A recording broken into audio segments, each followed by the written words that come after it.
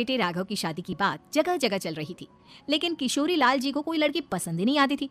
और उसकी एक ही वजह थी, किशोरी लाल जी का लालची होना।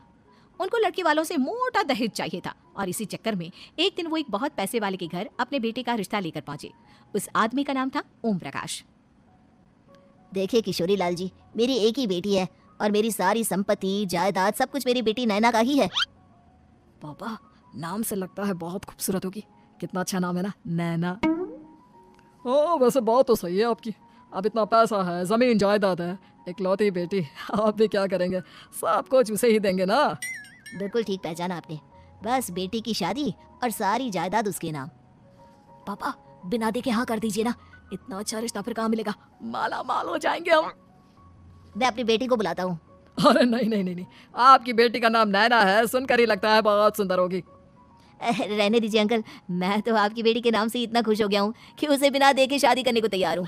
अब तो मैं उसका चेहरा सीधे शादी के बाद ही देखूंगा। और इस तरह राघव नैना का चेहरा नहीं देखता और उससे शादी कर लेता है। शादी के बाद अपनी सुहाग रात पर जब राघव नैना का घूंघट उठाकर देखता है तो नैना की आंखें बंद थी। कितनी खूबसूरत हो तुम नैना, जरा अपनी आंखें खोलकर मेरी तरफ देखो तो सही।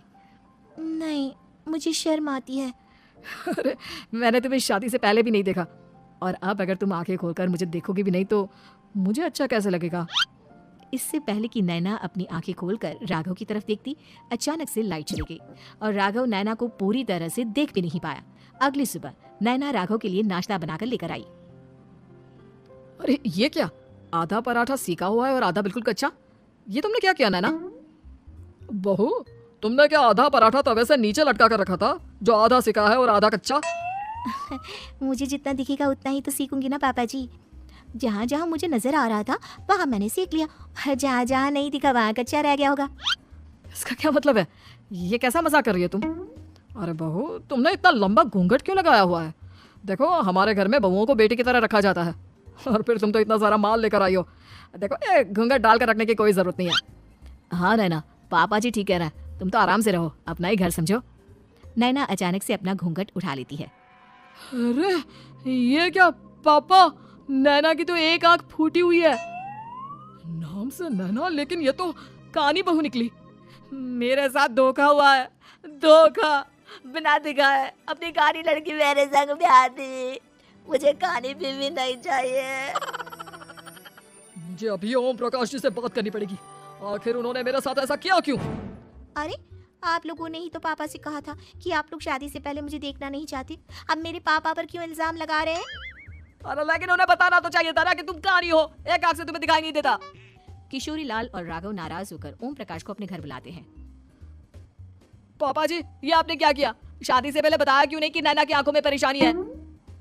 अरे, आप ही ने तो लड़की देखने से मना कर दिया था। अरे लेकिन आप बता तो सकते थे। आपको तो हमारी बेटी की प्रॉपर्टी चाहिए थी, वो भी पूरी की पूरी। अब क्या हुआ अगर उसे आधा दिखाई देता है?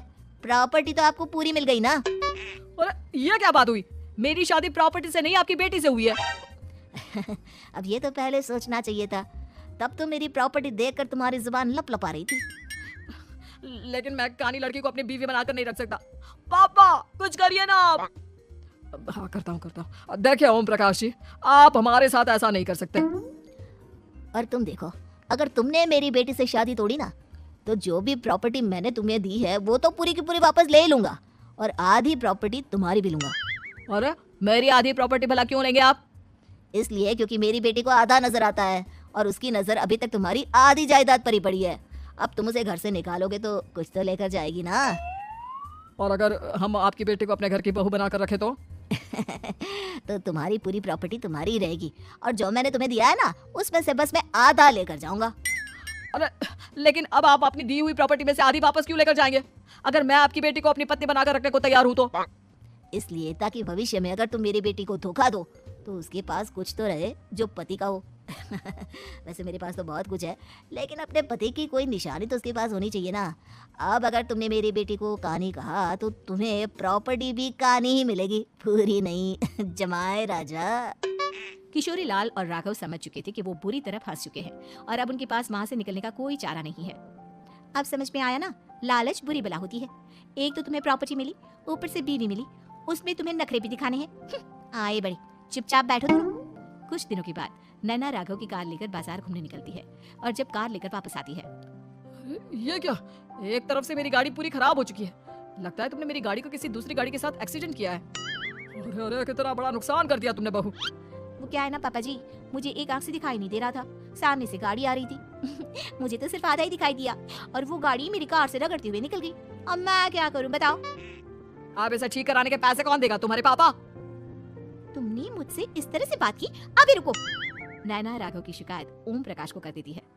देखो राघव, अब जो मेरी आधी प्रॉपर्टी तुम्हारे पास थी ना, उसमें से आधी और मैं लेकर जाऊंगा, क्योंकि तुमने मेरी बेटी को डांटा।